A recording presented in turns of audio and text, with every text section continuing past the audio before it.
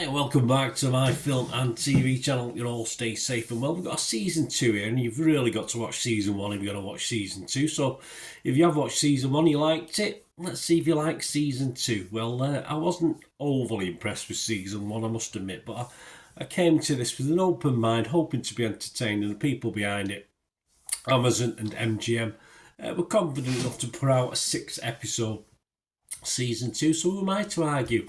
But I will. But there we go. We're going to look at something called The Rig. This was reviewed on, or I'm doing this review on the 5th of January 2025. It first aired on the 2nd of January 2025. Watched on Amazon Prime. So check your territories. This stars massive cast. For me, it's one of the weaknesses of it is there's just too many people in it to get actively involved. I did in season 1. I did comment and I didn't care about any of the characters. I just couldn't get invested in any of them at all, and unfortunately it carries on into this second series with again quite a large cast to contend with doing various things. We've got Ian Glenn, Emily Hampshire, Martin Compston, Owen Teale, Calvin Denver, Richard Pepple, Mark Bonner, Resenda Sandel, Eamon Elliott, Stuart McQuarrie, Abraham Papula, Molly Vyers, McAtee, Nicole Palmer, Cameron Fulton and Ross Anderson. So a lot reprising the roles, 1 or 2 new faces as well. And generally it just carries on from Series 1. That's why you have to really watch Series 1. As the group who work for this company that's sort of raping the planet, if you like. All, with the goody two-shoes, he's trying to stop them doing it, and the bad boys trying to stop doing it.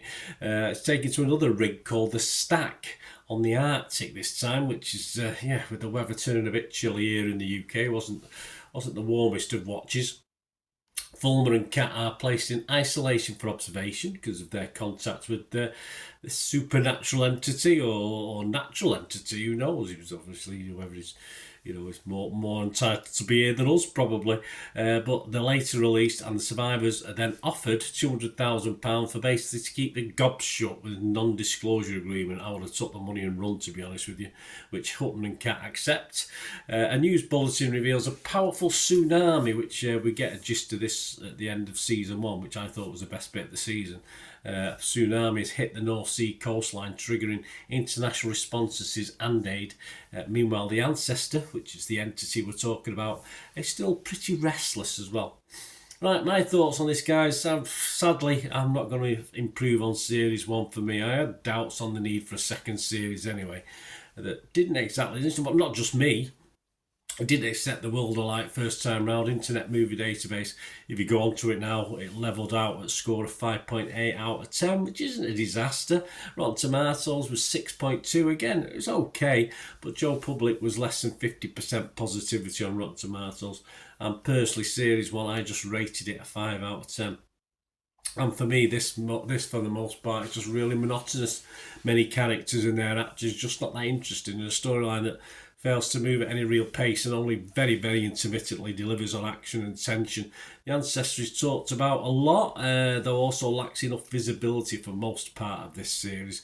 But then you get an obvious close encounters vibe at times as well. So it's a good guy after all, I'm sure it is. A lot of anger but less attention, and a weak story that doesn't grab you as this sort of drags along, and that's all it does. There's no fast pace to this. You do get sort of cliffhangers at the end of the episodes, but you're sort of losing the will to live by that time. The quality of the acting, as ever, is a bit hit and miss. The chemistry, good or bad, is almost pretty much non-existent with this lot. Even the new faces add very little to the overall mix or excitement to the story. And if the story on the rig is uninspiring, then back on mainland is where the tsunamis happened, of course, and all the rescue workers is even less stimulating, where perhaps the poorer members of the cast mope about and stamp around about the injustice of it all very, very angrily. And when we do get some action, it's okay, but it's not enough. And by the ending, we do get sacrifice, of course. We sort of a spectacular ending, but by that stage, I'm far from caring, in fairness. And with the snow falling here, and snow on the ground, and the heating on, and when we can or we can afford to, with colds and flu rampant, I think we needed something a bit more to warm us up, a thriller to warm us up, supernatural thriller, sci-fi thriller, whatever, on a winter night. But this series just just kept me feeling even colder just watching this. So for me, I'm going to be rotten on this. I can't be positive on it. I'm going to be negative on Metacritic. I'm going to be rotten on Rotten Tomatoes. And I give the first season a 5. I was just struggling to watch this, in fairness. My mind I was getting distracted all the time. I was trying to watch through the 6 episodes by about 50-minute episodes. It's not worth a 5, so I'm not going to give it a score. If you go to my TikTok, you will find out what score I did give it. But anything that doesn't get a 5, I don't give it a rating. Other people, generally similar. I think people who liked season 1 are okay with it. No one's raving over it. Benji Wilson, for instance, from The Telegraph, only scored it 2 out of 5. He's basically summed it up for him and me, in fairness. He said, Amazon's eco-thriller is at least consistent in its silliness. A monster angered by climate change, half of the cast of Game of Thrones uttering daft dialogue. The rig is a dramatic fever dream, it is. But well, sadly, no dream, just a nightmare for me. Anyway, it's all about opinions, guys. If you did like it, there's some actors that will be favourites of people as well that will like, but no one particularly in this is my favourite, in fairness. So that didn't appeal to me either. But as I said, if you like a certain actor, you might have enjoyed it more. Let me know what you thought. Please stay tuned, guys. If you like what I try and do, I'm usually trying to be a bit more positive, but if I can't, I can't. It's as simple as that. If you want to try and support the channel in 2025, please do so. Stay tuned for information on how you can do that for me, and also ways of contacting me through my various socials as well. Right, a quick shout out before we go for my sponsors at the moment. Kippax 6505, they've got a little eBay shop. And they sell movie posters from the 1990s and 2000s, some great films, some great actors, so please check the link in the comments section below and you'll go straight to the shop. I dispatch everything between 24 and 48 hours, so if you see anything there, you want to order it, you can also mention my name. I mean, they are sponsoring me, so I do my little deal as well, so you can get 10% off.